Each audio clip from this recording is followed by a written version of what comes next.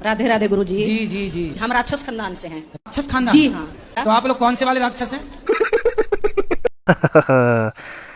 Hello hello hello hello, हामी चाहिँ राक्षस खानदानको होइन है। मासु खाएर मासु लाग्छ भने चाहिँ मासु चाहिँ खानुपर्छ।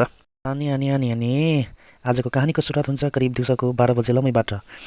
अहिले हामी लमै बस पार्कबाट ग्रिन पार्क हुँदै कता जान लागेको सोच्दै हुनुहुन्छ होला, तर म भन्दिनँ। किन थाहा? जबकि यो गीतले भन्दैछ, सुन्नु न। लमैबाट घोराइ हुँदै गइजाम तुलसीपुर, लमैबाट घोराइ हुँदै गइजाम तुलसीपुर, लमैबाट। हजुर हजुर हजुर, हामी चाहिँ घोराइ तुलसीपुर चाहिँ होइन, लमैदेखि करिब 15-20 मिनटको बाटोमा जाँदैछौँ। अहिले चाहिँ हामी लमैको चेकपोस्ट पार गरिसकेपछि अर्जुनखोलाको पुल क्रस गरेर हामी चाहिँ नेपालगञ्ज जाने रोड नभएर घुवाइ जाने बाटोतिर लाग्यौँ।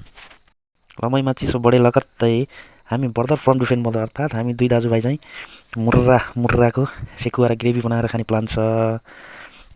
हल्का घाम, चिसो हावा, पहाड, हरियाली हेर्दै रमाउँदै आफ्नो ठाउँतिर लाग्यौँ। खानी झौपानी खोलाको म भौतिर टना मान्दो चौबन्दी चोलाको मुगु खोला घट्टा पानी नाका लाङ्गी जुगा चारानाको चाप्कीको त्या तिनानाको मुगा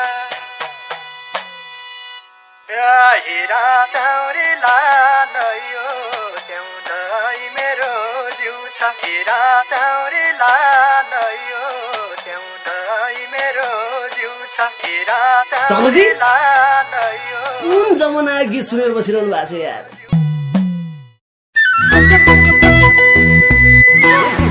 छम्मा छम्मा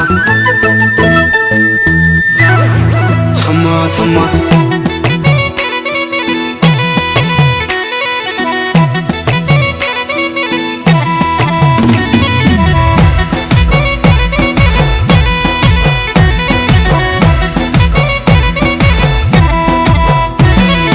हुड्केलीको हुड्को हातमा, हुड्केलीको हुड्को हातमा बजेको डम्मा डम्मा।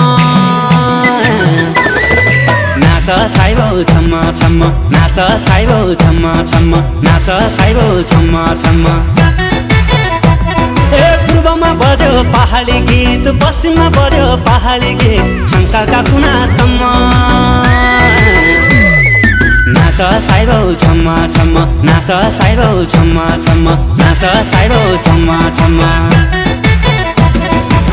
यसपालिमा एक्लै आया गरिदिनु क्षमा, न सङ्गीतको सीमा हुन्छ न भाषाको सीमा, न भाषाको सीमा। करिब 15-20 मिनटको राइडपछि फाइनली हामी पुग्यौँ।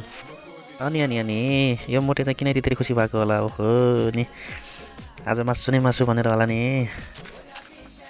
हाम्रो पिकनिक स्पोट कहाँ हो त? पिकनिक स्पोटमा पुगेर झर्ना हेर्न गएको त के गर्नु, खै पानी नै छैन, सुकिसकेछ नि।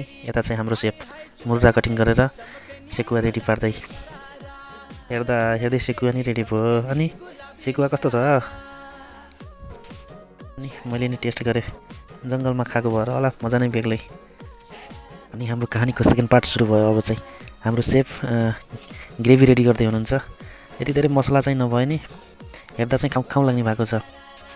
घाम, हरियाली अनि दुई पहाडको बिचमा खानुको मजा नै बेग्लै।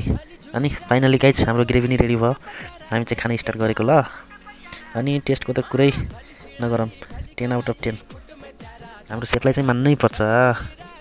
हामी चाहिँ खाएर सकेर घरतिर फर्क्यौँ। हाम्रो मिनी ब्लग कस्तो लाग्यो? See you next video, keep watching.